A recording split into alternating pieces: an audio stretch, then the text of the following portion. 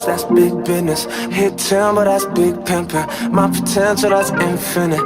Pin game insane. Make hits like King Griffin, a 10th inning. Ladies and gentlemen, welcome to episode 52 of the 10th Inning Podcast. He's the Bathy episode.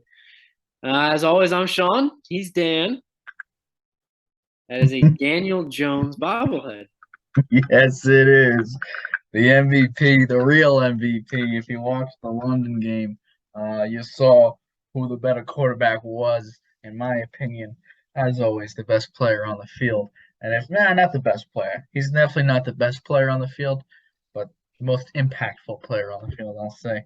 I don't think there's any shot that we win any of the games we won in the last 3-4 years without Daniel Jones on the field. And as I tweeted, I don't think Giants fans deserve Daniel Jones because they still hate on him. This man's out here with a quasi-broken ankle, bleeding from the hand, running like a maniac, and just doing what's got to be done. Game managing. Yet another game with no turnovers for Daniel Jones.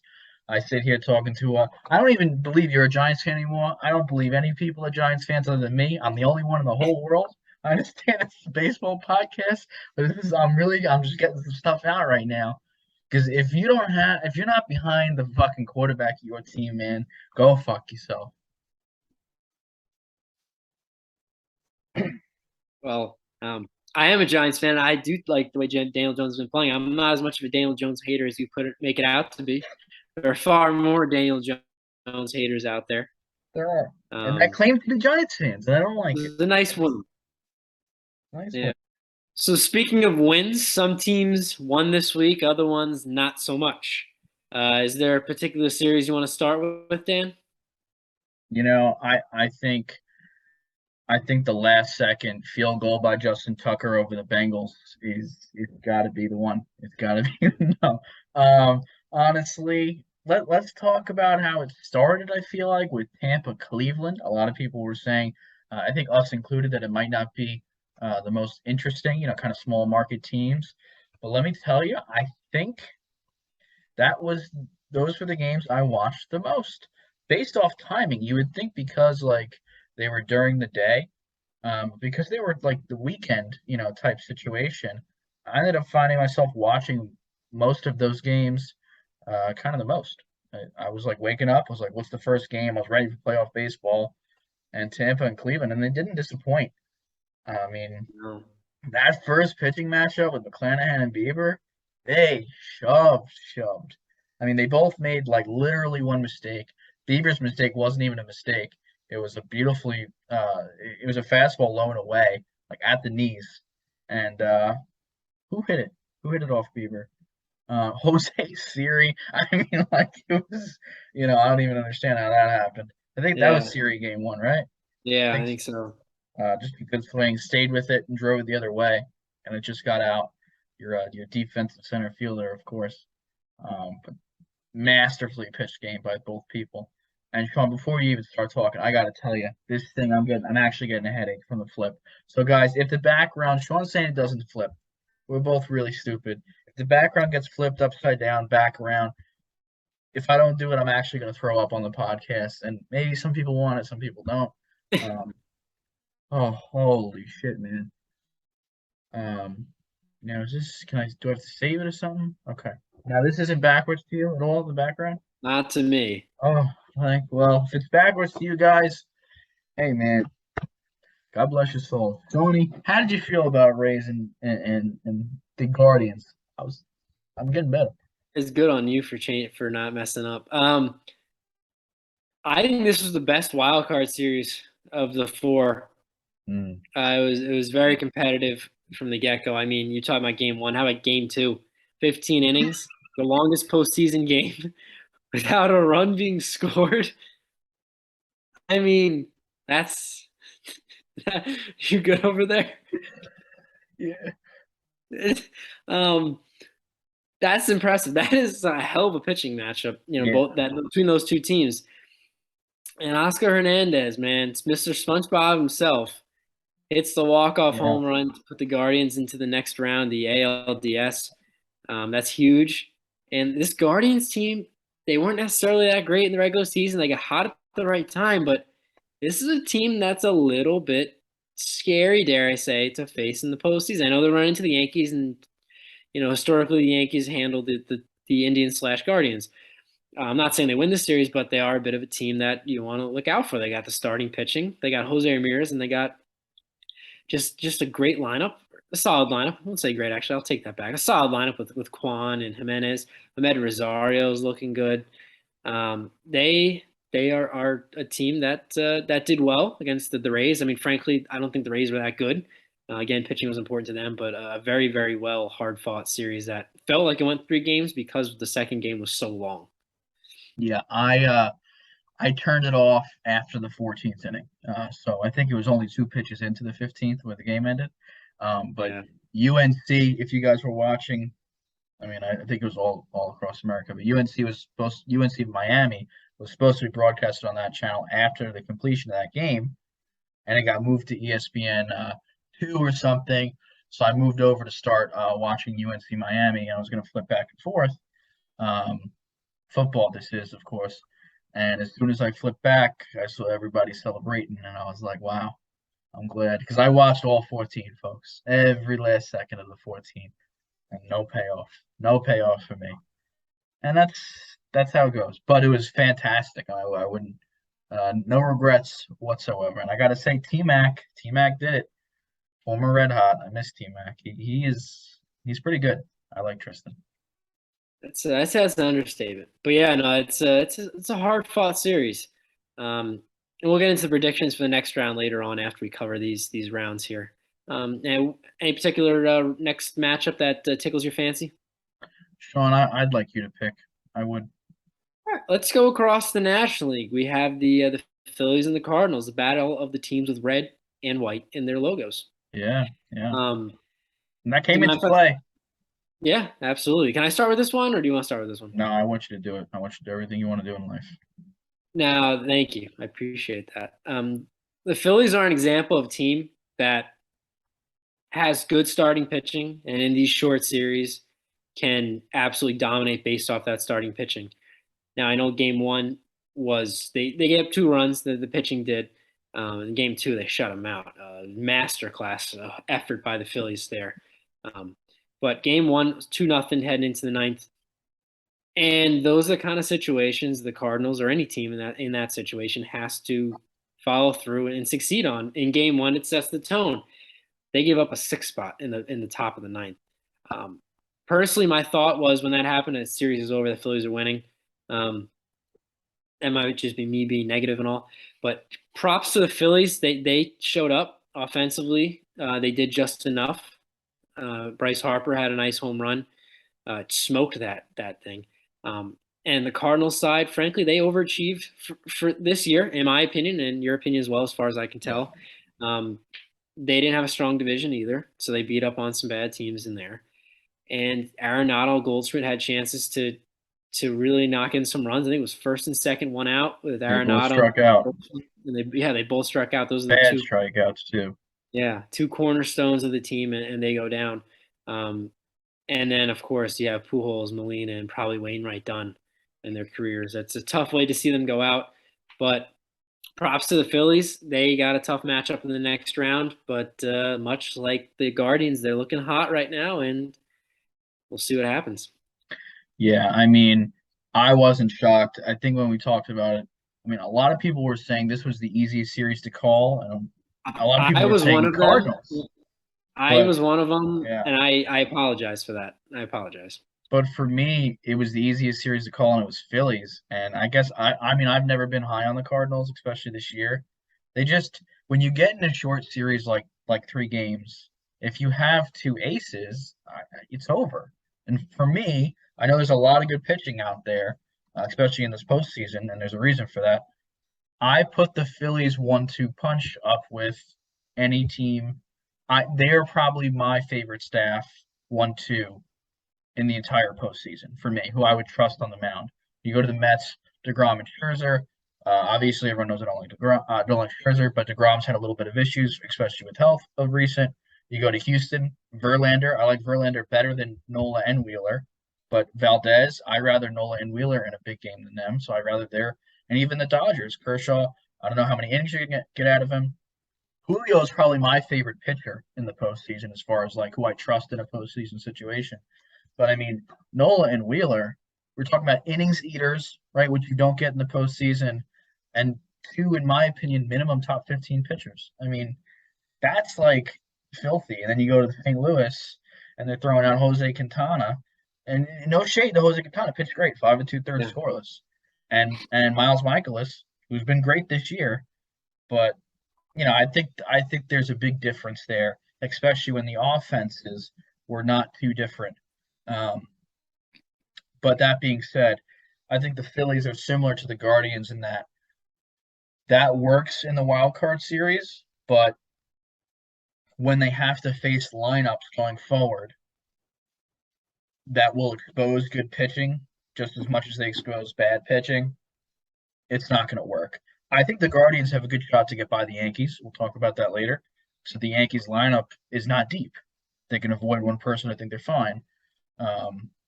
But if the Guardians pitching staff went to face LA, or Philly ended up facing LA, or even San Diego, even the Mets, or even I don't think they have any shot because there's really great hitters on those teams. I didn't trust Arenado and Goldschmidt to kind of, you know, I guess carry the load against those two arms, especially when you have power bats in Philly that can score runs in an instant, which we saw. Um, Kind of rambling on there, but starting pitching, short series, that's what's going to work, not hitting. And this postseason so far showed you how important home runs are. Yeah. I mean, I don't remember the stat, but at one point, 11 of the 13 runs scored after the first day of games in the wild card was scored via home run. And it's kind of an interesting thing because everybody always say you don't want to rely too much on the home run. And here you are, the teams that won hit home runs. I mean, the Guardians scored all their runs on home runs in that series. The Phillies, not so much in the first game, but the second game, Bryce Harper had a pretty big home run. And we'll get some other home runs hit in the other series that we're about to get to. But power is king in baseball at this point in time, and there's no escaping it, really.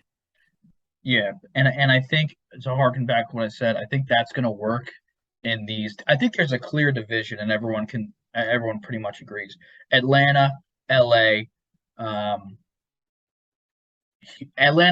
Houston, and maybe you would have said the Mets a little while ago, but Atlanta, LA, and Houston, I mean, they're not comparable to St. Louis and Philly, and even the Yankees and the Guard. You know what I mean? They're different. It's another tier. 100%, it's another tier as far as like full team.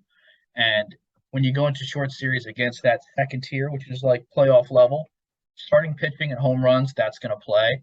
When you get into the championship and World Series, it's not going to play as much because everyone on the Dodgers can hit your best pitcher. Everyone on the Dodgers can pitch against your best hitter, and they all can put it in play, and we all can field. We're all Gold Glovers. Like, when it gets to the next echelon, I think these teams are going to struggle. But, against the Rays and the Cardinals, pitching and homers, that's it. Yeah. Yeah, absolutely. You want to move on to the Mariners Astros next? Yeah, I'm just gonna pop a quick Addy. Okay. All right. Do you want to start? Don't forget, it's the Ice Cubes. You can start again. Okay. Now, this was one of the series that I was most looking forward to, and it was one of the hardest ones to pick a winner for me. Yeah. Because the Blue Jays and Mariners to me were very similar in the sense that I just always put them in, for as childish as it may be. Yeah, they're fun teams, and they also haven't had a heck of a lot of success over the last 20 years. I mean, the Blue Jays more than the Mariners, obviously, but they're fun teams, and I like both of them really. I love the players they have in their team. Now, the Mariners, they did not let lack of postseason experience affect them in any way, shape, or form. They came out early, swinging in Game 1. Cal Raleigh is blossoming before our very eyes here. Yeah. Really got that series off on a good note for them. They cruised to a victory in that first game. Second game, I didn't think second game got talked about enough. This is stuff that you don't see hardly ever. I think it was the third biggest comeback in postseason history. Yeah. And the other two were from 1908 and 1919. It was a long time ago. But they were 7-1 was the lead, I believe, the biggest it got. I didn't get a chance to watch much of this game because it kind of bled over into the I think it Mets. was even 8-1. I think it was a 7-run deficit, if I'm not Yeah. mistaken. Okay. But to blow that for the Blue Jays, I mean, that is insane to think about. I had flashbacks to when the Royals did something similar to the Oakland A's, and the A's have not recovered since. They haven't won a playoff game since then, back in 2014. When you see stuff like this, the Mariners, they got it going on for them right now. They got the pitching when they needed to. Their bullpen held the Blue Jays later in the late innings. They still gave up 9 runs, but they were strong where they needed to be. And the Mariners have a fun young team, and they're not afraid to show it. I'm the manager of the Mariners. His name is slipping my mind right now, but he said the moment's not too big for us. Got service. What was that? Got service. Yeah, sure. Let's go with that. Yeah. But Alek Manoah in the 4-game one, they said, "Are you feeling pressure?" And he said, "Pressure is what you put in tires." After that game, the manager comes back and says, I can't remember exactly what he said, but he came back, basically reused the quote in a joking way and put it right back at him, which I thought was kind of cool. So it shows them they got a little bit of an edge, a little bit of a swagger. Next round, they got the Astros, which were a juggernaut. But good for the Mariners. I look forward to seeing home playoff games in the Pacific Northwest. And Blue Jays, you got to get some pitching. Yeah, I was I was surprised by Manoah losing it. I was pretty certain that Manoah was going to be just an absolute dog. I mean, I still do think that they're inside of him somewhere, but they did not come out. People were chanting, "Who let the dogs in?"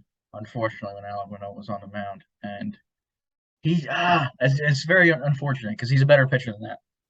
But they jumped him. They jumped Manoah for sure. Luis Castillo held strong. Honestly, I think KG and Robbie Ray pretty much. I mean, KG did fine, really. Because the Mariners did not really jump out to a great start. Obviously, they came back later on. So Kevin did fine. Robbie Ray got shelled a little bit, but it's just I don't know. They were very evenly matched. I think they both have. I think the Mariners' offense is underrated. People are like Blue Jays best offense in the postseason. It's like I love their offense, but it's somewhat top heavy as well.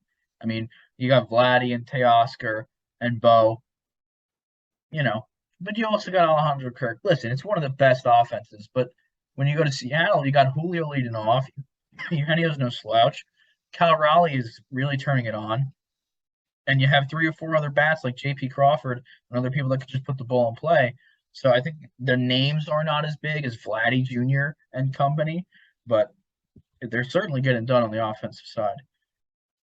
Yeah, absolutely. I'm really looking forward to seeing what happens in the next round against Houston. But just good games all around. Even we thought it was a blowout. Here we saw it was end up being a classic, really. That I still don't think is getting talked about enough, to be honest with you. They had a 15-inning game and a 7-run comeback just in same day. Yeah. And before we go on to the last series, what I want to do is I want to show just a former Blue Jays highlight of the postseason. Our friend Justin Smith, Sean, he played for the Butchers. He made his Butchers debut, believe it or not. And I want to just quickly break down the swing that he had in his first debut, Sean. I think you're going to like it. Here we have him. Can you see me? See this? I can, yeah. Okay, and this is Macho right here. Oh my goodness. I mean, guys, you've never seen a ball hit harder in your entire life. We'll watch it one more time. Take a look at the swing. Sean got out in a hurry. That launch angle, though. Got out in an absolute hurry. Congratulations to Justin. He might be on the pod next week, so look forward to that. And I'm sure he'd be fine taking any questions about how to swing like him, how to get to where he is in life, and other things like that. So prepare. Comment down below what you want us to ask Justin on the pod next week. Absolutely. But Sean, I'm going to say quickly what I have to say about the series, and then I'm just going to hand the mic over to you, man. This was a hard fought series for sure. I was rooting for the New York Metropolitans because I wanted to go to LA to watch them lose in LA. Unfortunately, I didn't get that chance. Um, listen, we all know I called it about Max Scherzer. We clipped it. We threw it out there on IG. There was some people reposting it and stuff. Max Scherzer sucks. Not a playoff pitcher. I'll say that till I die. I understand it's because I have a lot of PTSD from last year. I just don't think he's made for the big moments. I'm sure there's a million stats out there that will deny that claim for sure. But that's just my personal experience. I thought DeGrom looked fine. He did well. He bounced back. They won game 2 as expected. And I don't think Chris Bassett necessarily got jumped. It's just they have good offense over there in San Diego. And unfortunately, I think it was more of a story of the Mets offense not picking it up when they needed to. There was not a lot of timely hitting, a lot of runners left in scoring position. And in the last game, they had 2 base runners at all. So they definitely got outpitched and out hit in the series. And it's unfortunate to see. But Tony, take it away, pal. Yeah. I don't want to go too much on a rant, so I apologize if I do. First off, props to the Padres. They came out and they had a game plan. Bob Melvin thoroughly outmanaged Buck Showalter in that regard, and the whole coaching staff. Obviously, there's everybody's involved with that. They knew what to do to get in the pitcher's head. I mean, Chris Bassett, they were calling time. I mean, multiple times per at bat, and it affected Chris Bassett. Not to mention the pitch comm couldn't have been heard by him or Padres reliever the night prior, so that even further threw off the rhythm of Game 3 last night. And they attacked early. They attacked Scherzer from the get-go. They didn't let the count get too deep, and they did what they needed to do. And when it comes to the postseason, you need the fringe guys, or whatever you want to call them, to step up. I mean, Trent Grisham, who hit 185 this year and I think qualified for like the second lowest batting average in Major League history, which is just crazy. But he has a very important home run in Game 1. Not to mention Josh Bell, who hit 192, I believe, for the Padres after the trade, had a huge 2-run home run in the first inning of Game 1. And it just kind of set the tone for the whole series. And I mean, you can't tell me that nothing is wrong with Scherzer. It's got to be, as Oblique had an injury earlier in the year, it's got to be bothering him. He hasn't said he's injured. No one else has. If he is injured, I don't know why he kept himself in the game that long or pitched, but that's beside the point. He got shelled. The Mets had first and second, nobody out against Yu Darvish in the bottom of the first, didn't score. From that moment on, I was like, we're definitely not winning this game, and this series is going to be tough. The Mets left, I think, 10 runners on that 10 runners of scoring position in that game. Game 2, they came through a little bit eventually, won that game 7-3, but not without angst because they loaded the bases after walking in a run, and the tying run was at the plate. So they won that one, but they had to make it a little interesting. And then last night, Chris Bassett, oh dear. You keep going. I'm about to get ambushed here. Chris Bassett did not look good. I'm about to get absolutely just double teamed here. It was a miserable night. The Mets offense was just putrid. Joe Musgrove dominated. I mean, you got one hit off the guy. I don't know how I feel about Buck Showalter trying to get the whole substance thing, but I will say his ear was glistening and his spin rate was absolutely off the charts, and David Cohn was saying that. So I understand why that is the case. I would be shocked if he was using something. I mean, McCutcheon even tweeted out. But in my mind, every pitcher's using something, so it's really not all that out there. But props to the Padres. They came through when they needed to. They're sending the Mets home. And here's where I go off on the Mets a little bit. Like I said, props to the Padres. Everything I say here is not diminishing what the Padres have done this year. Juan Soto's heating up. Manny Machado, man, I hate that man, but he's a good player. Now the Mets, people are calling it a collapse, and I think that's a good way to call it. 101 wins, waste of a year. But they're going to have a lot of decisions on their hands. Basically, half the team is a free agent. and their whole rotation is basically free agents aside from Max Scherzer. DeGrom, there's rumors that he doesn't want to come back to the Mets. He wants to play closer to home, which closer to home is Atlanta. So if he played there, I think I would just, cry. But not to mention the pitching staff has to be revamped, but the lineup itself, if you look at it, Tomas Nido, pretty much an automatic out. The DH, either Darren Ruff or Daniel Vogelbach, pretty much an automatic out. What a background. Eduardo Escobar, friend of the pod, but he had a terrible year and looked absolutely clueless on off-speed pitches in the whole series. He was swinging out at curveballs before they even reached the plate. The aforementioned Tomas Nido and Max Scherzer right there behind Leaf. By the way, is this the good news, the good surprise you were telling me about, Dan? No, I do have a better surprise. Okay, all right. Coach, I think the it's Mets best just if you get out. Sean, no, keep going, Sean. I need you to the Mets have broken me once again. You think you're numb to it, but you're not numb. You think you're numb, you prepare yourself, but until that moment happens and your heart sinks, you don't know how you're going to react. I had a lot more planned to say because last night I was writing things down, but I think it's better I stop soon, get off my soapbox. But the Mets, this season was a failure. Put it bluntly, failure. They had big expectations. They got to revamp a lot, and they really gotta just they need clutch players. They really do. Pete Alonso was swinging on every pitch known to man out there this weekend. And please re-sign Brandon Nimmo. Please re-sign that man. Sean, I'm sorry. I want to say that I'm sorry. The only other thing, there was a couple things I wanted to say, but I'm sure they're not that important. I think the only thing I remember that I wanted to say is about Joe Musgrove and that year. I was not listening to the broadcast. I had it muted because I was doing something else. And I looked over at the TV and I saw his ear. I'm like, man, that's gotta be the sweatiest ear I've ever seen. And then I unmuted it and they were talking about it. I didn't see him get checked, so I didn't even know what was going on. So I noticed it for sure. And they said I think his RPMs were like 2,900 on a curveball. So, pretty wild. McCutchen had said something that was like icy hot just to keep it like burning to make him be like smelling salts would do. But the interesting thing is, let's say he was cheating, some kind of substance making his RPMs go up. Isn't Joe Musgrove the guy that just tweeted 2 days ago or put out a whole story? My Astros thing doesn't count because I cheated. I wanted a real one. So I thought it was funny that maybe there's a chance that he's using a substance now. His first start in the postseason, not on the Astros, and he was just complaining about that championship being a cheat, and he wants a shot at a real one.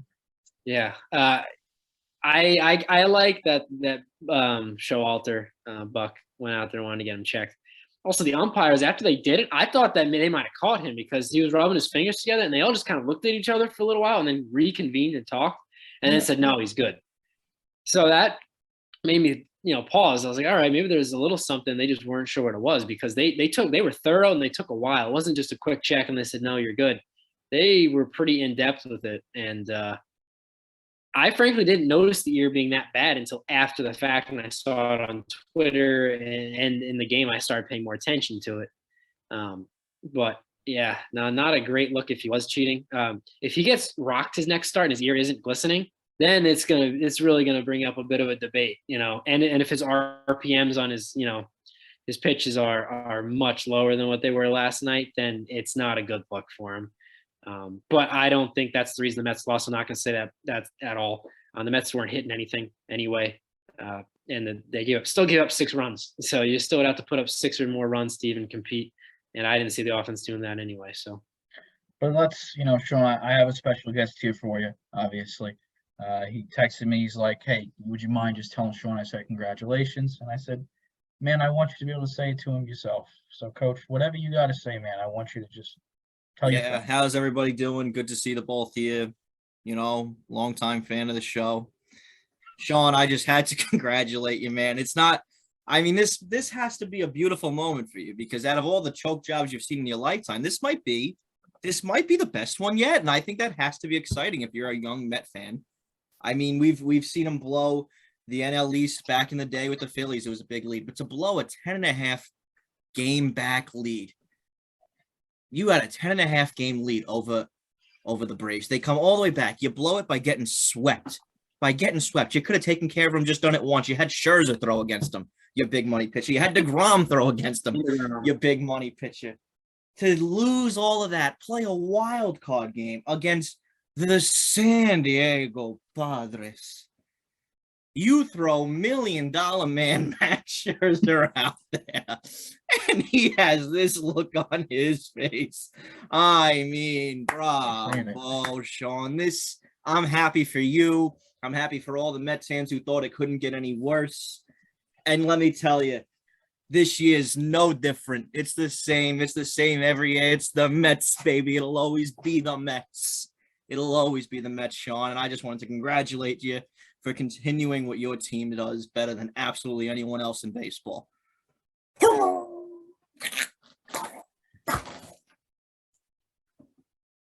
On that note, he actually reminded me, though, two things I wanted to say. First one is, Sean, there's always next year. As they say in New York, I went to a Mets game. They have the signs that there's always next. They know.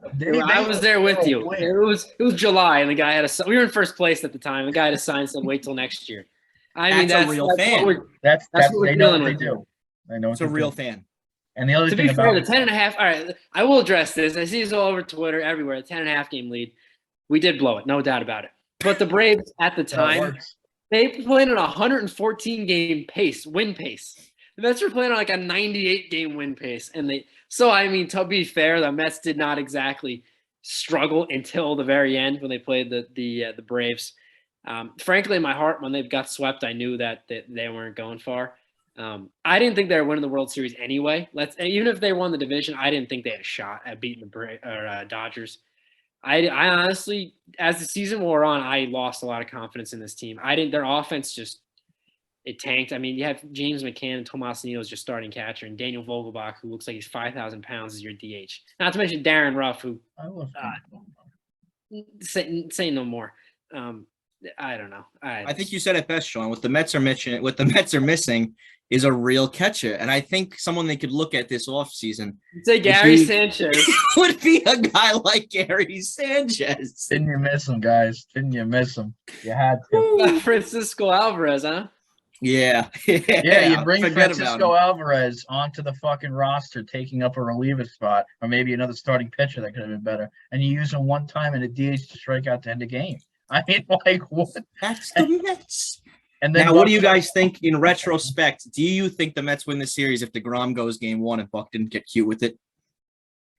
I do because I think Buck did it again, and then he gets freaked out in game two, in game two he goes, "Oh no, they're already saying I'm using my secondary pitchers first, like I did in Baltimore, like I'm doing here. Let's throw Edwin Diaz in the fourth." 7-6. Oh, I started losing it when they threw in Edwin. And Diaz. Then they let him go out for a second inning after he sat for up by 7 runs, 45 minutes. 7-2, and they still put him back out there. You got no clue. I know you like Buck. I think he's a great guy. Loved him on MLB Network.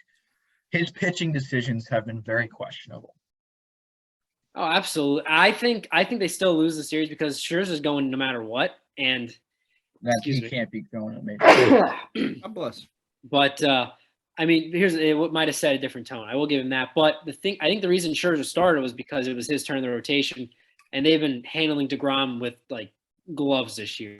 Like he's so fragile, so they didn't want to mess up his spot in the rotation. I think it got a little blown out of proportion. They thought the Mets were holding him out for if they win, going on to the next round. So they may have done that, but even DeGrom, I props to the Padres there that he didn't look comfortable. He gave up 2 runs. He could have given up more. He did bear down a couple points, but he didn't look totally right, and he fought through. But the Padres got a hell of a rotation, the top 3 if they're all on. And, I mean, like, this is a perfect series for them and the Mets on paper. Didn't work out that way. But my issue specifically with Max is like, okay, let's say he's hurt, right? Because that's the response to he's garbage, which I understand. He's a good pitcher, sure. Let's say he's hurt. First off, why does your team not know he's hurt? Why is he pitching? And if you're hurt, then Max, take yourself out of the game. Because now we have two stories. Either in LA, Max is a bitch, he doesn't pitch. That's why I don't like him, because he was always hurt. He called, "Oh, my arm hurts. It's dead. I don't feel like pitching." Takes himself out of the game, we lose the series. Now Max, flash forward next year, he doesn't take himself out when he's hurt. So which is it? Well, you know what I mean? Like I don't like Max Scherzer. I gotta calm my. I actually get riled at the thought of Max Scherzer pitching in Major League Baseball. I do. I get riled at it. He'll be the Mets opening day starter next year. Don't worry, it won't be DeGrom. Good, getting 45 M's. Yeah, I'm glad they really handled DeGrom with care, especially into the playoffs when they knew that they were doing it for some other organization. Run the guy into the goddamn ground, man. I mean, this is your only shot. I would have ran him out there game 3. That should He's go. going to the Rangers next year. Put him out there for game 3. Kershaw and DeGrom on the Rangers in 2023 with Corey Seager. God, it's gonna get scary. Judge, come on now. It's gonna get scary out there. It's a team. I think they trade for Gary Sanchez. Yeah, I'm sure you do, man. I am positive that you think that, and I'm positive you think it'll help too. That's the worst part. Sean, I know we had, a hitter highlight and a pitcher highlight, but I feel like we did a review. We should probably just go straight to the preview. Yeah. Honestly, because listen, Clayton Kershaw, great job. Hit a couple Tates on a fastball away at 100 at the knees, which was a ridiculous swing. Really turned around his season in the postseason. And Shane Bieber was pretty much going to be our pitcher highlight. Absolutely shoved the first start of the postseason, and he looked like he was made for the moment. So congrats to him. The only other thing that I have to say, Shawnee, before we start, is I was doing a hitter/pitcher to watch. Would you mind if I run through it quickly, or you want to just do the previews? I'll mix it into the previews. How about we do that? Can I also say one thing about the Mets? I want to say 3 things right now. They didn't sell out Citi Field last night either. I noticed that, man, and that's the fans have no faith in the team. Like that is 100% that. They did not sell out. I mean, they were like 3,000 seats short, and you could see on TV. And props to the people who didn't show up, because you know what? I could not imagine sitting in traffic after that and be like, yeah, this is like $300 well spent, you know? I'm sorry, Sean. I really am. I'm gonna be here in a couple weeks. I'm sure. I'm gonna be right here. At least you made the DS, though, you know. No, I know. Well, we made the DS because we didn't lose a 10-game lead at the end of the season. 10.5, actually. Come on. 10.5. You're right. Coach, you feel welcome to stay for the preview. You could also leave whenever you feel like you do. I mean, as you know, you're your own person. You're also my coach. I simply can't tell you what to do anyway. New merch for the Butchers, by the way. Sean came in today. I don't know if you see I'd like the hat. You gotta get me a pair, or get me one. Oh, I'll grab you a pair, Sean. All right. We'll put future Specky draft pick on the back of it. All right. How about that? Let me jerk some. Holy shit! This guy's been on the prospect pipeline since dinosaurs were walking around. I kind of like keeping people on edge, you know. Yeah, Jurickson Profar. Here we are. At least Jurickson Profar is beating the Mets. Did a home run the other day against Scherzer. Yeah, I know. But let's get into a little preview, Sean. What series do you want to? Leif, do you have a series you want to talk about first? Let's see. I'm going to try to pick the series I think is going to be the closest here, the toughest one. Okay. And for me, I think that would be the Dodgers and the Padres, personally. All right. Might be a hot take. I think that's understandable. I like that. They're good teams. They're very good teams. Padres are hot. Padres are hot. Some would say the Padres have 102 wins because they beat 101 win Mets. You know. Yeah, Sean. I think that's relegated to just you, but someone would say it. You know. Sean, God, I hate my life. Do you wanna go first? You want me to go first, Coach? Do you want to go first? I can go first. Dodgers, please just choke them. Like, just sweep them. I mean, please, can you just hit Machado in the head? Like, just give us all something. But in all seriousness, I think the Dodgers win this in 4. You know what? I think that I'm just gonna leave it at that. I'm still a little riled up, you know. No, I hear you. I mean, so my thoughts on the series is it's going to be interesting. I think the Dodgers, offense, like I was talking about before, this is the second level, right? The second echelon, Braves, Dodgers, and Astros. I think they're just different. They're a different level of team where they have defense, timely hitting, put the ball in play, power, and all-star level pitching on the same roster.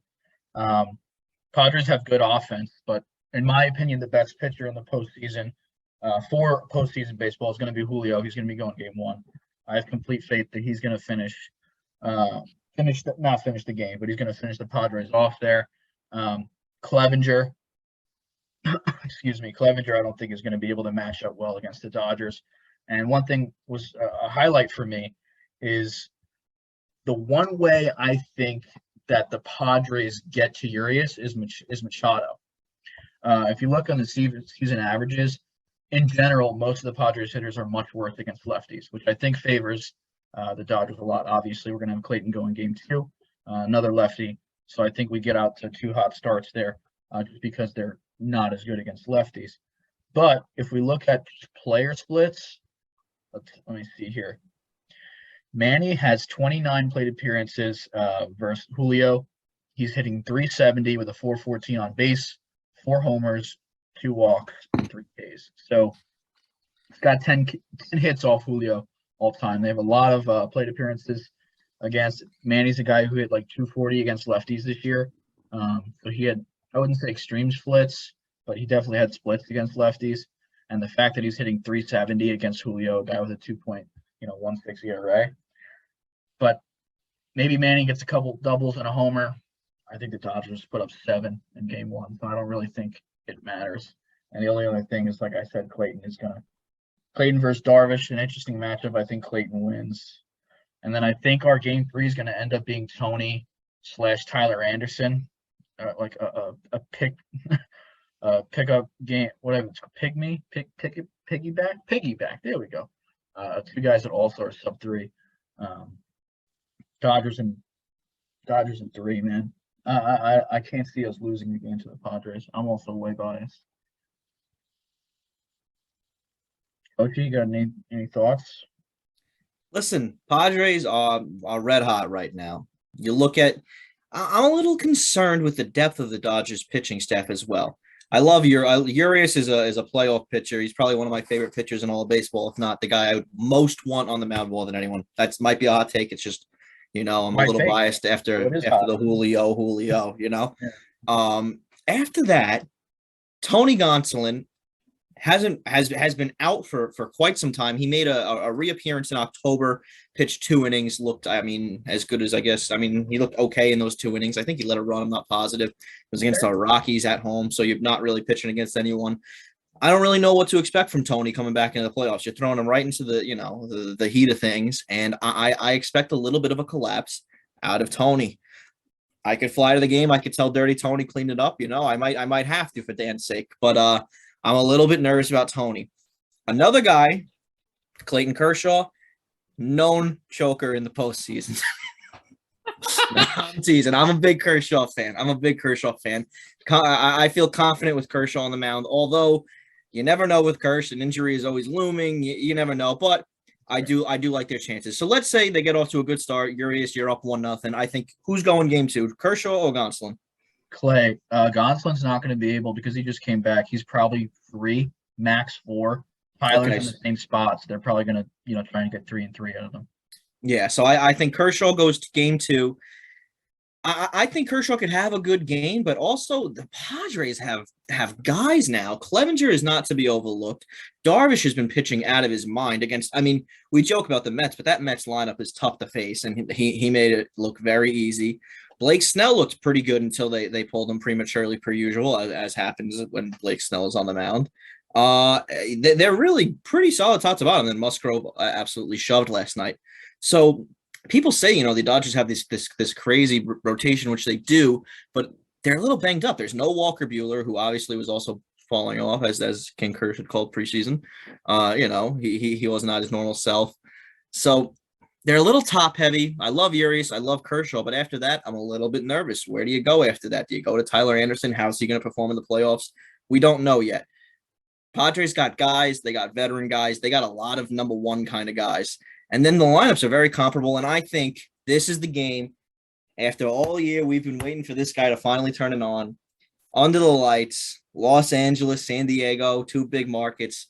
Juan Soto. This is the series of Soto. This is the Soto series, is what I'm going to go. It's going to go down as. I think he absolutely tears it up. No stats to back that up. I just think this guy likes the bright lights. We saw him when he was a youngster in the World Series, how he did. I think it's his time to really turn up the temperature. So I'm going Padres in 5 is my hot take.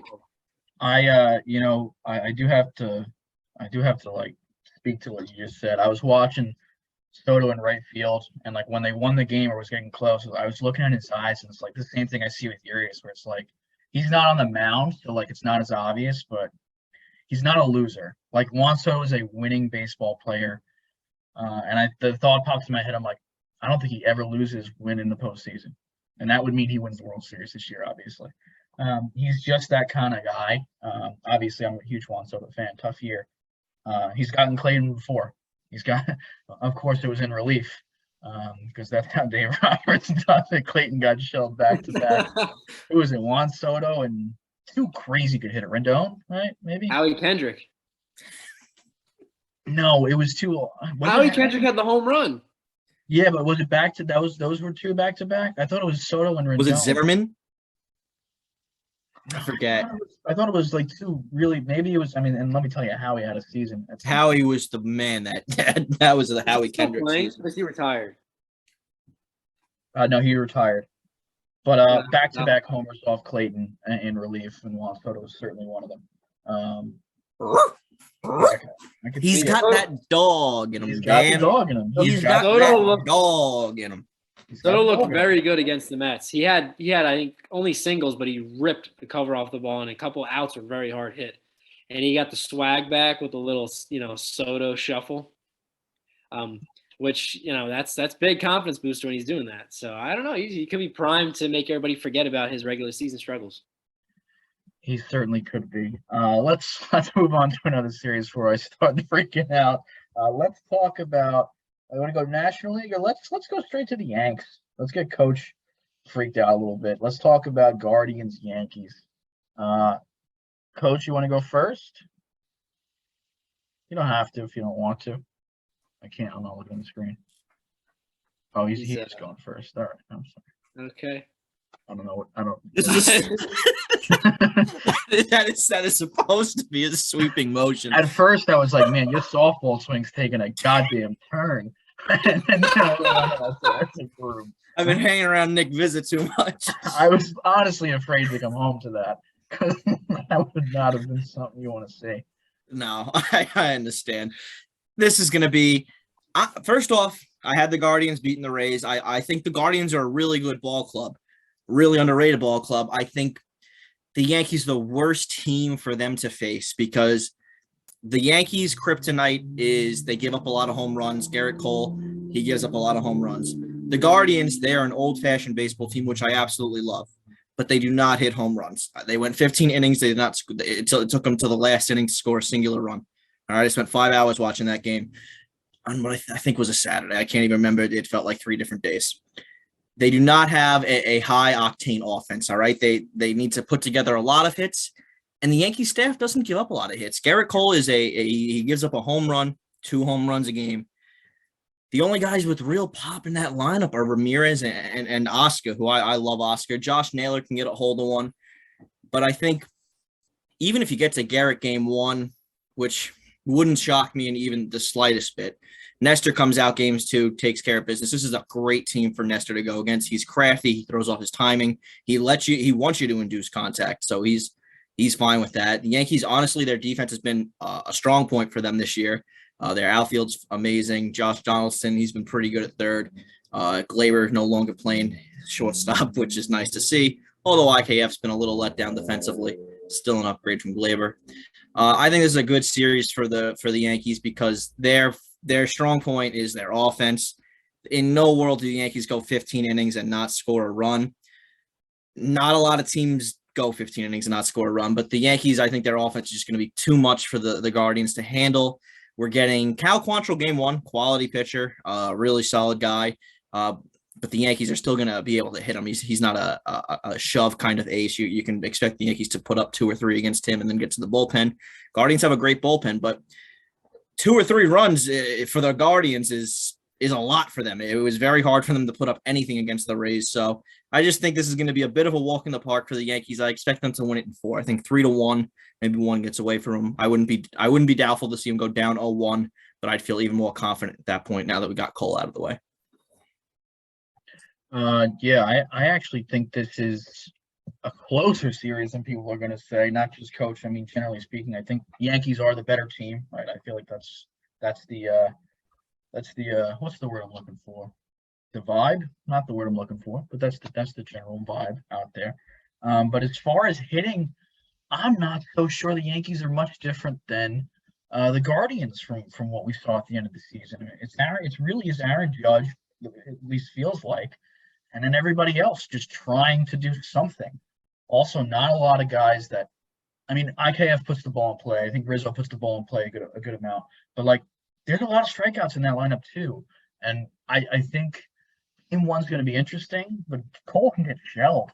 I don't love any of the first 3 matchups for the Yankees. Cole can get shelled. The Guardians also put the ball in play pretty well with Stephen Kwan. The Yankees are prone to making, ridiculous mistakes. They're a New York sports team. That's just how it works. And then you talk about, what is it? It's going to be Bieber versus Nestor. Love Nestor, but the way Bieber just pitched, I think Bieber can shove. As long as he avoids Aaron Judge, I think he can shut down that team. And all the Guardians have to do is scrape across 1 run against our bullpen, and that could be the game. I do think it's going to be a low-scoring series if the Guardians win. Like Coach says, they're not going to score a lot of runs. But then you got Tristan McKenzie for Severino, kind of off an injury. McKenzie shoved in the wild card series. I think you can easily find yourself down 3-0 to the Guardians if you're the Yankees, just based off pitching alone in 3 low-scoring games. I think that's kind of their style of play, but they play it well because they also play well defensively in Cleveland. I think the Yankees end up taking it in 5 just because of the star power, but I would not be shocked if Cleveland got off to a hot start just based off pitching alone. If they just straight up walk Aaron Judge every time, honestly, I don't know how the Yankees are going to scrape across runs. I think at that point their offense is pretty similar, and they got JoJo Ramirez over in Cleveland too, which is not as good as Aaron Judge, but that same kind of presence in the lineup. Definitely the 1A. Yeah, no, I I like those points. I think this honestly goes to the Yankees in 4, but I think all the games are going to be close. The Guardians, they don't, like you said, don't have as much star power as the Yankees, name brand at least, but it's all really up to the pitching for the Yankees. Garrett Cole, a home run is his big weak spot, Achilles heel, as we all know. And he's kind of been up and down this year. And in postseason, he has, not done well for the Yankees in the past. I'm sure that's been weighing on his mind very much recently.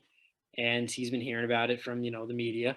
And you don't know what you're going to get from him. I mean, last year in the wild card game, they jumped on him early. The Red Sox did. And I think if he first 2 innings, scoreless, looks solid, that would be huge. But if he gives up a run in the first inning or maybe the second inning or maybe two runs, that could be the kind of the, telltale of what the series may be. But ultimately, I think the Yankees will pull it out just because they have the best hitter on the planet. This year, at least on their roster. And the Yankees did look better as this season came to a close. The Guardians also have been on fire as well. But I feel as though Yankees top players will come out to show. I mean, the big loss of no Chapman, I mean, that may be a serious decider. But I hope the Guardians win. And I won't hide that fact at all. I hope that next week I can come on here and Leif can come on and I can laugh in his face as well as he just did to me. Do I think that's going to happen? No. I think that'll happen against the Astros, and at that point I can't even laugh because they made it to the ALCS.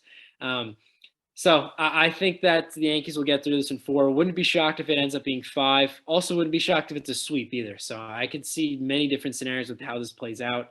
But Cleveland's got to score some runs. Yeah, if that's how you want to sweep, absolutely. I'm looking forward to the series, though. I really am. Yeah, I think it'll be a good series. I will say, just, I'll make my Yankee rant here, get on my step stool, my soapbox. The Yankees in September, when Judge was going for his home runs, We had a lot of guys step up. Cabrera. I'm turning into a big Cabrera guy. That guy can hit. He reminds me, I'm not saying he's going to be, but his swing, his tendencies, his ability is Juan Soto-esque. He very much reminds me of Juan Soto. I think he could. I think he's primed for a nice postseason. Stanton started hitting bombs again. If Stanton gets hot, we remember what he was doing 2 years ago when it was like hitting a home run every game of the postseason. Yeah. That is a different bat in that lineup. Gleyber in September was doing prime Gleyber things. He was putting balls in gaps. He was getting home runs. He was stealing bags. Rizzo looked good. Jose Trevino. Higgy looked like spring training Higgy. I mean, if this team gets rolling, I love Harrison Bader in center field, a huge defensive guy. That team was gelling. Now they have a couple of days off. There was a lot of little nagging injuries. They finally got some time off. Judge got some time off.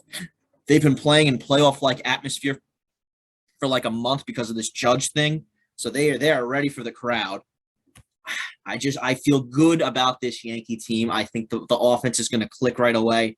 I wouldn't be surprised at a sweep. I really wouldn't, but I'm going Yankees in 4. I love it. We all have the Yankees, but we all have them in different games. 3. I know you said 4 now. Sean also said 4. Yeah. Right? So let's move to, how about Philly Atlanta? I guess is that a consensus, Philly Atlanta? Is that what we're gonna do next? I don't want to force anything. Yeah. Okay. Sean, is there someone that you'd like to start? You can pick who starts. Yeah, I'd like to start if possible. Floor is yours. As the resident Mets fan who's been trashed, I feel like I should, go first. Just real. Oh my God! The Mets are the third best team in the NL East. Oh my Lord! There's 2 NL East teams still in it, and the Mets are out. You can basically say that the Padres only beat an 86-win team because the Phillies have passed them in the playoffs. To be frank with you. Oh my goodness, Shawnee, I'm sorry, brother. I'm sorry. I just don't know what to say. If my screen goes dark, just know I'm in a corner, just banging my head on the wall. Anyway, Phillies Braves. I hope the Braves destroy I hope the Phillies destroy the Braves. Daniel Jones isn't helping. If it was Eli Manning, I'd be a lot happier. But I think the Braves win this in 4. The Phillies they're gonna have, they're not gonna have Wheeler Nola in Game 1 because they started in the first series, which is a big blow because Game 1 sets the tone for the whole series. And the Braves are going to have, well-rested, team. And is Strider's not back yet, is he? No. Yeah. He got a contract extension today, by the way. So add that to the misery I'm feeling. Braves have the core locked up for the next 25 years. But yeah, the Braves I think are gonna win this pretty easily. The Phillies are hot, but the Phillies lineup can be shut down, with good pitching. And the Cardinals didn't really have good pitching. And the Braves are hot. The Braves are very hot. Defending champs, Atlanta's going to be showing out down there. And never discount Bryce Harper's ability to choke in the playoffs. So yeah. I have another 5-game series here. The Braves are certainly better, but I think Nola and Wheeler. I've been on this Nola Wheeler kick of late. I think they both win their starts.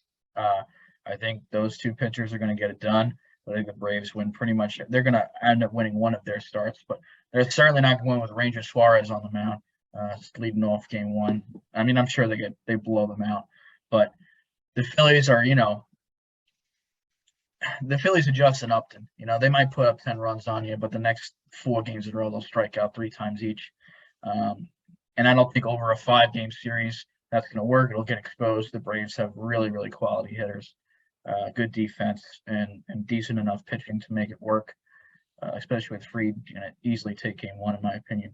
So I just think Nola and Wheeler and those bats just run into a couple homers each. Schwarber and Harper take 2 games, but that's why I have it going 5. So again, it's going to look like it's close because it's 5 games, but it won't be.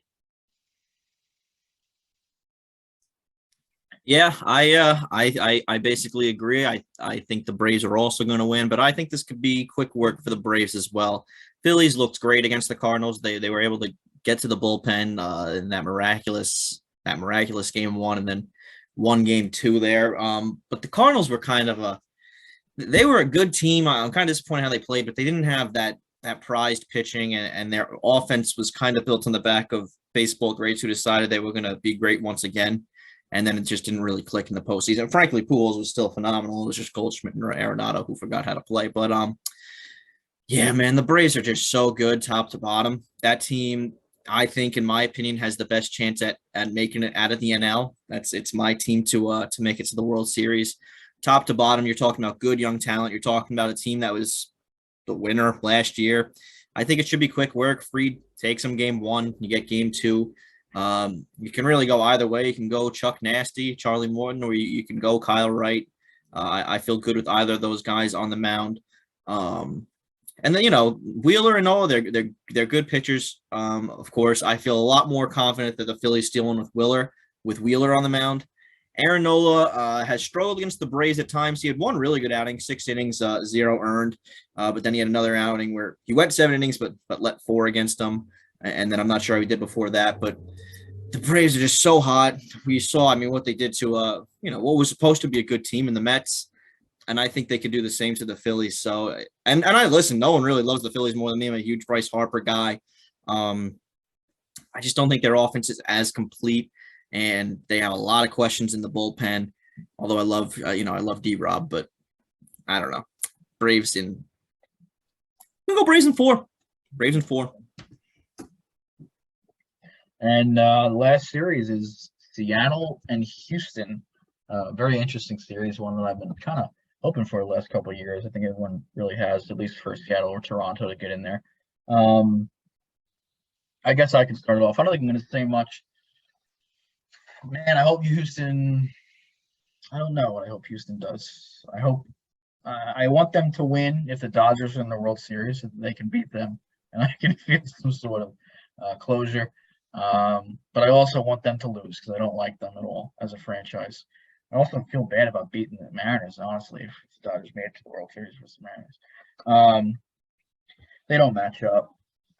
You know what? Spirit. Leif asked me last night, you think Nelson Cruz is a Hall of Famer? And I said, numbers-wise, probably not. He also probably took steroids and, all this jazz. But when I think of Nelson Cruz, man, there's no one I'd rather be in the Hall of Fame. I love Nelly. Everyone loves him. Who doesn't love Nelly? If the Hall of Fame was like, do you love him? Nelly's in the Hall of Fame. The Mariners might win it off of pure magic. They got some magic going on. I can't tell you exactly why. Houston has better offense, in my opinion. They have better defense, in my opinion. They have better pitching, in my opinion. They have better everything, in my opinion. But Seattle pulls it out in 5 in a magical series. Wow. I like that. I'd love to see the Astros get bounced. However, I think the magic runs out at some point. And I think the Astros just are tested, tried, and proven, year in and year out, with or without cheating.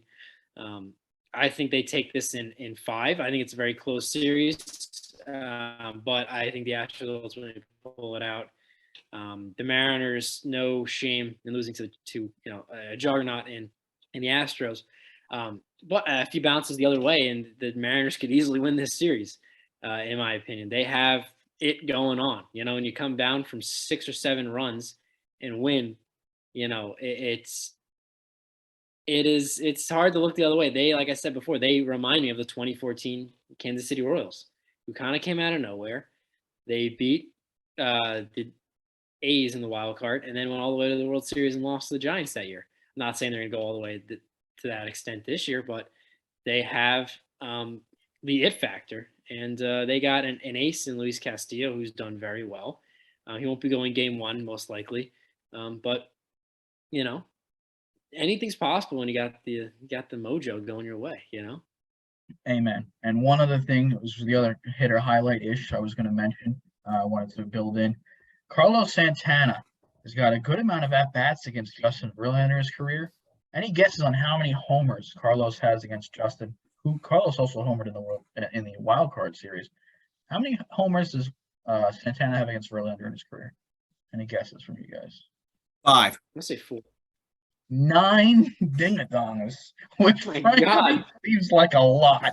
That was a number that kind of piqued my interest. Well, to go along with 5 doubles. He's only hitting 226 when I talk about a lot of at-bats. He's got 84 at-bats, but 19 hits, 5 doubles, 9 homers. So he's hitting the ball pretty hard. Also 11 walks off Verlander. So if there's any reason that Logan Gilbert and your Seattle Mariners get some magic game 1 against the probable AL Cy Young Award winner, Carlos Santana with 2 Jimmy Jacks. Game 1.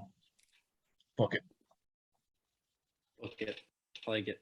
I like that, Dan. I'm big Carlos Santana guy. Always was a catcher or a catcher or first baseman. I think catcher back in the day. Back in the day. Back in the day, I think I tried to snag him at catcher for all my fantasy drafts because he was always a little bit of a sleeper with his walks drawn and power. I think game 1 of this series, Verlander is on the mound against the Mariners. He gets blown up. And he absolutely shoves. Astros go up 1-0. Game 2, we're still in Houston. You're down 0-1. You throw your ace back on that mound. You get Luis Castillo out there. Oh, I thought you meant Verlander. I was like, He's getting old if there were ever a time. If there were ever a time. Flashbacks from playing softball. Yeah, you just keep them going. That's the good strategy. All right, Dan, one more game. I know you've gone the last 5, but game 2, we're still on the road. We're throwing Luis Castillo out there. Luis Castillo looked phenomenal in his last game. He's looked great all season. The Blue Jays are a good offense, and he made them look goofy. They steal one in Houston. It's 1-1.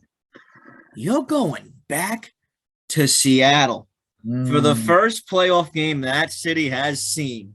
And I don't know how long.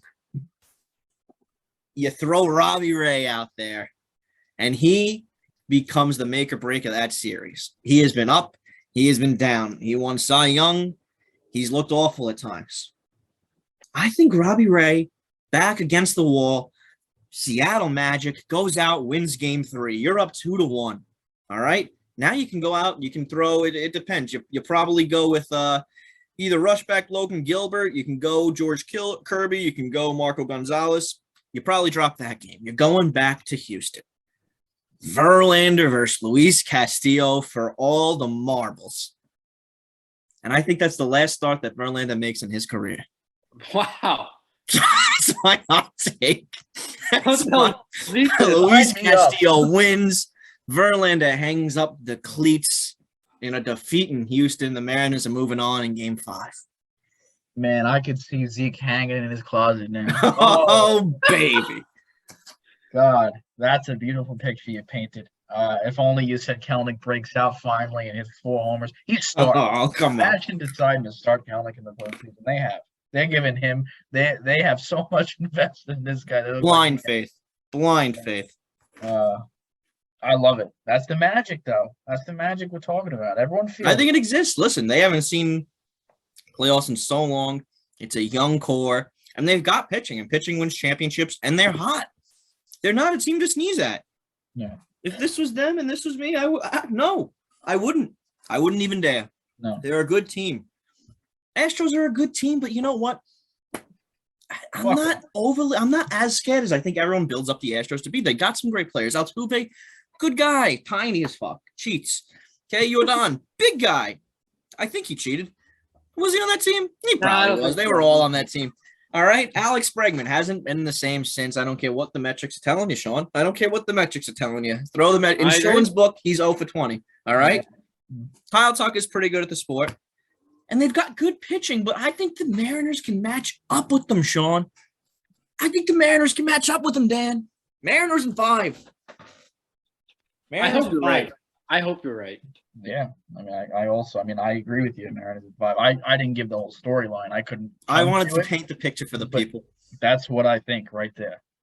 That's the explanation. Like Picasso. It's like one of Dan's shower dreams with the softball teams. I don't know if he's ever told you those, Sean. No. We try not to dive into it on the pod. I heard Dream. I thought Kanye West was making an appearance. Oh God, no. This is crazier than anything Kanye's ever told you. Yeah. No. Well, thanks, Coach. I do appreciate you. Generally speaking, I think. Yeah. I appreciate you a little less after tonight, but well, we all know there's a good chance, there's 100% chance that someone, at least one of us, is going to be sad. Me and Coach at some point. Although I feel like I could be pretty happy if the Yankees win. I mean, you could be. I can't wait. This could be the year we finally put Dan to the test. Yeah, Dodgers versus Yankees. Who do you root for? Yeah, he's going Dodgers the whole way. It's been the Dodgers. It's always been the Dodgers. Before he was born, it was the Dodgers. He just refuses to admit that he's a full-blown Dodgers fan. Yeah, he's not even a Yankees fan. What'd you say? He's not even a Yankee fan. I don't think the Yankees are in his top 3 favorite teams. I don't think. I think they're my second favorite team. I bet you I could think of a team. I don't know who, but there's got to be another team you like. There's teams I like almost 29 teams more than the Yankees, and that's why they're my second favorite team. I hear that for sure. I definitely hear that. It's like playing for a team you actually like. I mean, it's hard to even imagine. But I think you love the Dodgers guys and you connect to them on such a personal level that if it was Dodgers versus Yankees, it wouldn't even feel right for you to vote for the Yankees because you're just like, who are you going to – Oswald Pereira, Isaiah Kiner-Falefa, like those aren't your guys. But if Max Muncy's up there, that's your guy. That's my guy. Chris Stevens up there, that's your guy. My guy. Ginger Jesus? No, that is my Clay's on the mound, guy. One Eye's on the mound, Dirty Tony's on the mound. That's my guy, yeah. That's your guy. I think you'd be rooting for the Dodgers. Give it 3 or 4 years, though, it might flip because the Dodgers are going in a direction I've been very angry with the last 3 or 4 years. Freddie Freeman gets up there, I'm telling you, he's not my guy. He was my guy before the Dodgers. He's less my guy now on the Dodgers. That makes sense. Same with Trey Turner. There's no one. Trey Turner is Gary Sanchez to me, and I understand the way I feel about him. Like, he is my least favorite player on my favorite team. No questions asked. I think he's the worst thing to ever do it. You know. I didn't know what you meant when you said Trey Turner was like Gary Sanchez. I thought you loved the guy. No, I can't stand him. I think he's awful. I really do. God, Trey Turner. If we lose, it's Trey Turner's fault. Just know, and you're gonna see it live. It's not gonna be like, oh, connecting dots. It's not like a behind the scenes thing, like it's on the screen. Like he's gonna shit his pants at shortstop or something. Like it's gonna be so obvious. You think they throw him at short?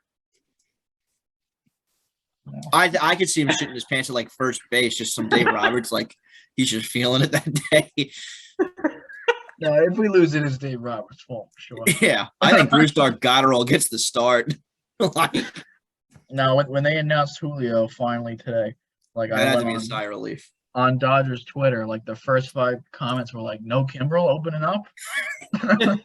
They were just so thrilled that we didn't make such a terrible decision.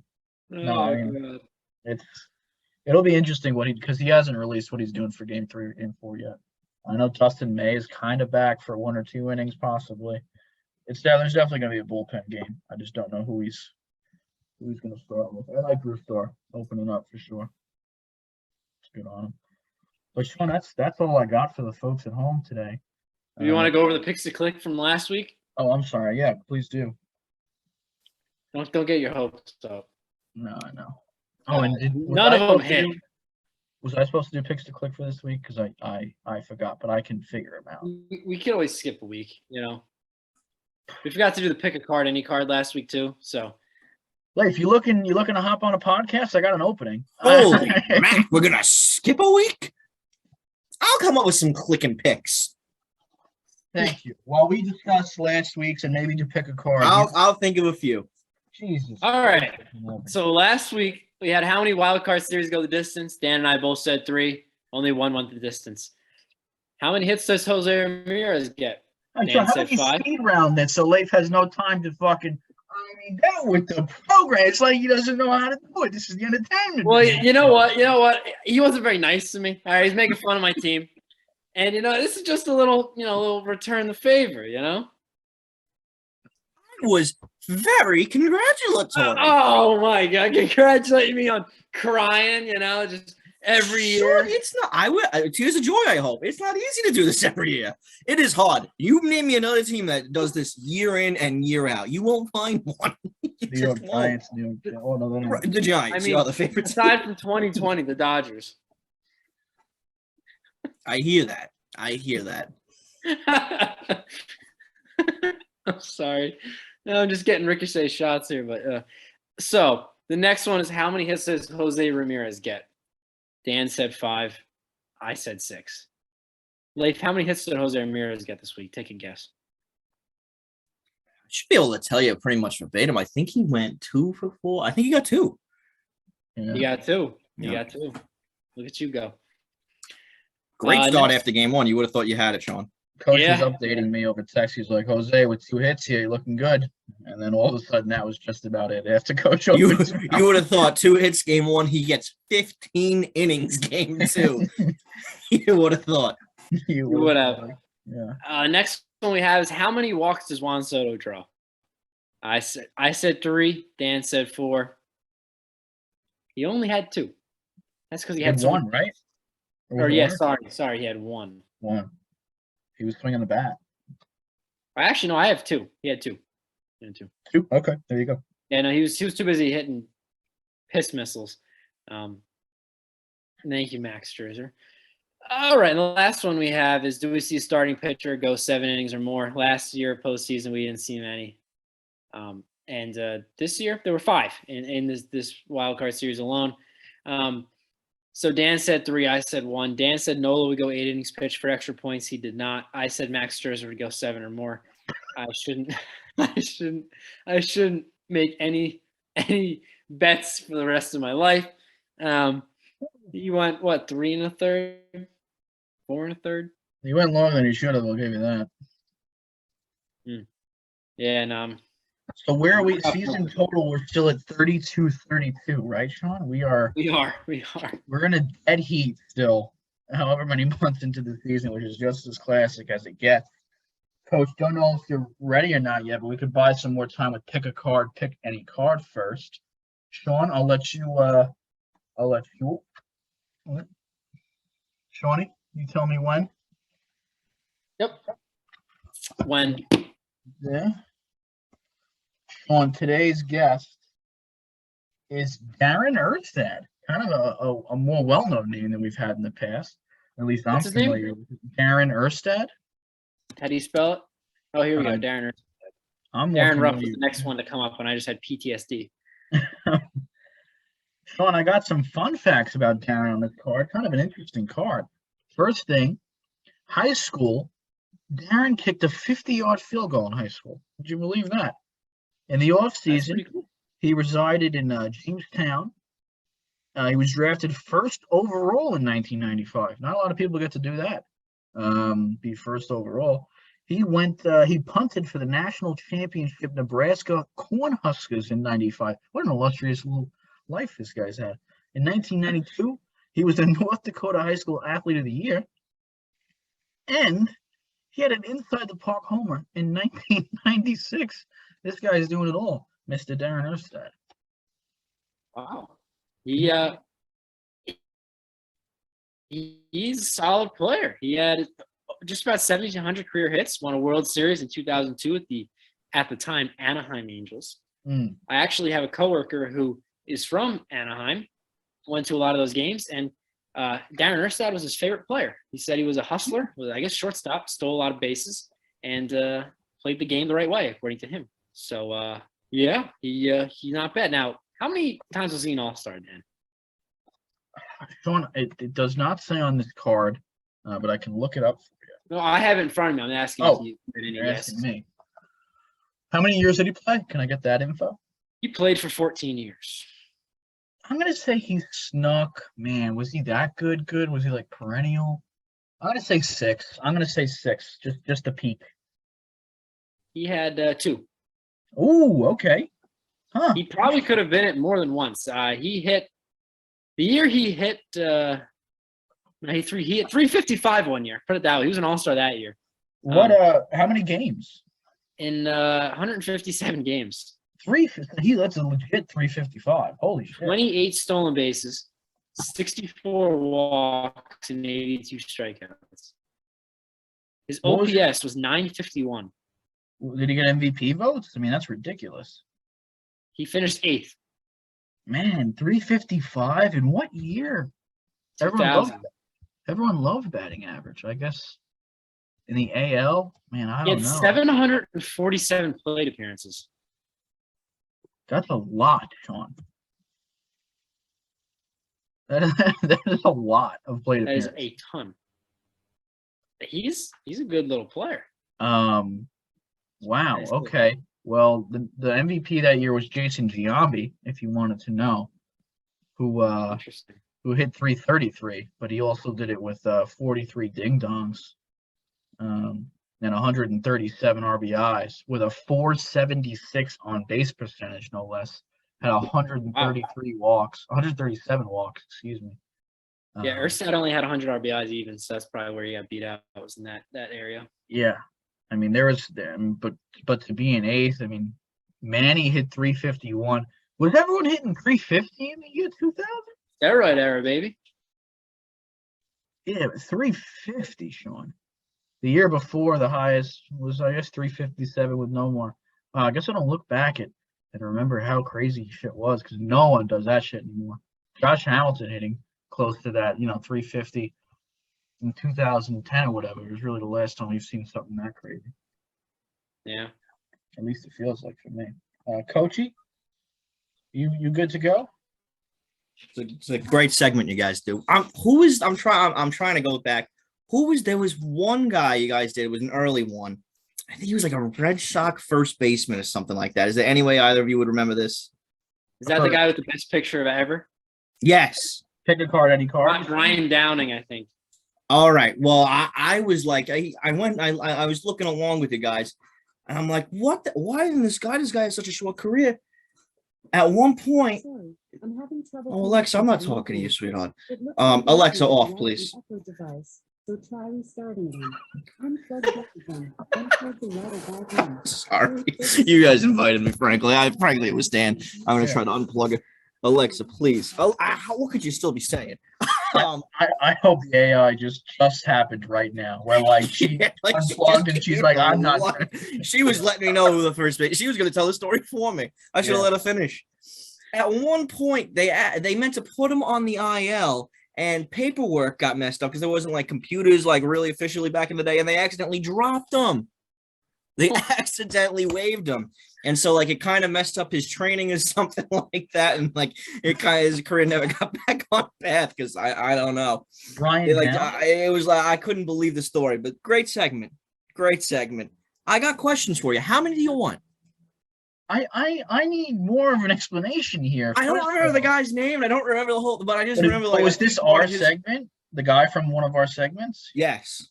And how did you find? Did we say this on the pod? Or you researched? You said his name, and I went to Baseball Reference while I was watching the pod to see his career while you guys were looking at his baseball card. Okay. And then I was like, this guy was like pretty good. Like, what happened?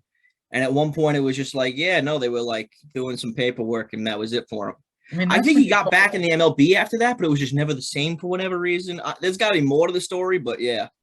You call the fantasy commissioner up and be like, yo, could you just re-add him? I dropped him back. No, like, you got to imagine there was something they could have done, but like he got waived and that was it. He was supposed to be on the old IL. DL back then.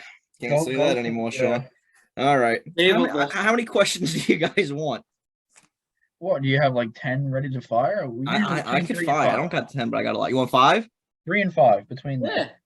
All right, I'm going to give you a 4, and one of them's going to be a 2-parter. I watch the show. Yeah. All right. Jay Schmidt's calling me. I'll tell him on the 10th inning podcast. Number 1. This is a good one. I like this one out of me. How many, and the max is going to be 20, total games do you think are going to be played this round? Holy shit. How many series? 4 series? 4 series, max of 5 games each. So that's 4 20. times. Max so between, what's 3 times 4? 12? Between 12 and 20. Thank you. That helps a lot, actually. Well, I think Phillies go 5, right? Yeah. I think Mariners go 5, I said. I thought that The Yankees go 5. We're at 15, 18. I'm at 18. Little Didi never disappointed. You're going 18, Dan? Little Didi never hurt nobody. Never hurt anybody. Shawnee. I'm going to go 17. All right. Well, Price is right out of you. As per usual, I like Sean's guest. Yeah. No, I watched the show, Sean. You do be doing that. Why we're 32 and 32, you know? It is wildly close. Number 2, we talked about it. It's going to be the Soto series potentially down there in San Diego. Yeah. How many extra base hits does Juan Soto get this series? I'm going to say 2. I'm going to say 3, even though it's only going 3 games. Get 1 a game. He's getting 2 off Clay. So Dan's saying 3. Sean is saying 2. Okay, another series. Yankees versus Guardians. Dan alluded to it. One of the big bats on the Yankees, Aaron Judge. Pitchers are going to walk him a lot. Yeah. How many times does Aaron Judge walk this series? Regular, intentional, all cumulatively. How many walks? Man, I'm trying to think about Tito. Tito's like that old school guy, but he has that new wave where like he makes decisions based off analytics too. What does Tito do? Fresh off the cans? Does the cans do anything with it? I think the cancer could play a bigger factor than people realize. I'm not trying to, count it out. I think it's going 5 because I think it's going 5. He walks a lot by himself. He does not need help walking. I think he walks 1.5 times per game over 5. Is that 7? I don't know how to. Let me do the math, Sean. Do the math. I say 4. Okay, Sean says 4. 1.5 times 5 is 7.5. I'm gonna go 7. I'll take the under on that. You think 7 walks for the old Judge? It's a big number, but I don't disagree with you. I think it's the smart strategy. And the last one, okay, going off of the MLB postseason here, going into the old Butchers. All right, Butchers play 2 games tomorrow. How many do they win? This is co-ed or men's? Men's have been hot. We won 2 last week. New uniforms tomorrow. Last time we went against this team, we went 1-1. I think we should have gone 2-0, but I always think that. We have some notable misses as of right now. We got Paul Dominguez, our starting shortstop at the moment, is not making it tomorrow, so that's a big loss. And we are also missing, I believe, Ryan Barbier. He's not going to make it tomorrow, so we're out at least 2 guys, and it's not even Tuesday yet, and that's usually when I find out who else is not coming. So, how many wins for the Butchers tomorrow? And this is a 2-parter. I'm going to say 1. My cat's currently throwing up. You all right, sweetheart? Holy shit, she's like convulsing. No, she's all right. She's breathing now. Oh, you scared the shit out of me. No, she's throwing up again. I don't know. What are you supposed to do? I just let her do it, right? Maybe it's a hairball, I think. I've never seen him do that. Oh my God, that's the most terrifying thing I've ever seen in my entire life. I saw Stewart do it once, and I was wondering what was wrong. I thought he was having the old stroke. He's still going. All right. Again, I go Butchers split with 1. I appreciate that is the Funny, safest we're play not- in all of the sport. That is the safest play in all of the sport. But Sean, listen. I'm gonna coach you. I'm gonna give you a little, a little shoulder rub here, a little elbow tug. I think you say 2. That's the coach's take. I think we go out there, we win 2 for you tomorrow. That's my take. Now, if you come out and you say, Coach, you're winning none, I'd give you the hardest handshake of your life. I will say, how long does the season go on for? We are going on. This is going to be week 3 of 6, and we should have at least 2 playoff games this year. So there's a chance I'm down on the islands next Monday. Oh, man. Imagine you and Zeke suit up next weekend or next Tuesday. I'm not saying for sure, but listen, we can make it happen. What is going on here? 2023 GMC Sierra AT4X. Thunder is currently licking Great Zipper's outdoors. He's licking bro. I don't know what to do. The great indoors. Where is this coming from? Welcome to the peak. I don't know. I don't know where anything's coming from. Every time I come on this podcast, it falls to pieces, and I can't help but feel like it's on me. So Sean, are you going with 0 or 2?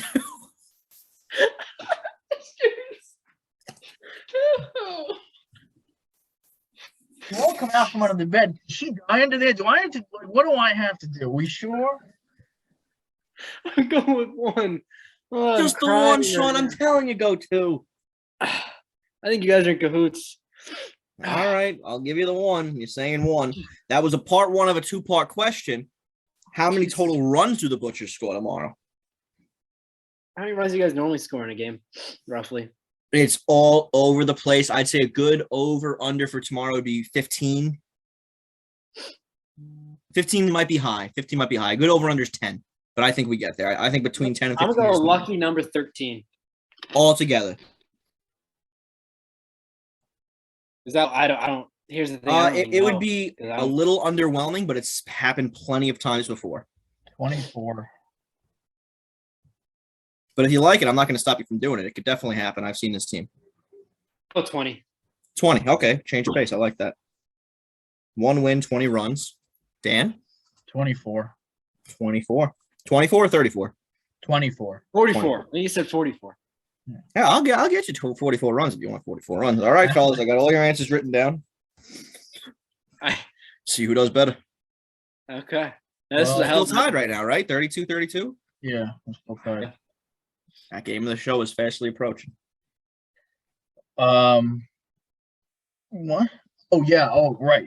That's how it started all. I'm fans of I think you guys sumo wrestle or something, though. Really raise the stakes. I Oh, think there might sumo be a wrestle. clear favorite in that Yeah, matchup. I don't think All right. sumo would do well for Sean right now. No. I'm not. Well, I'm kind of small. I want to thank you guys for not you two, just the fans for coming and watching. I hope you enjoyed. We had a nice review, a nice preview, and 3 idiots and a dead cat later.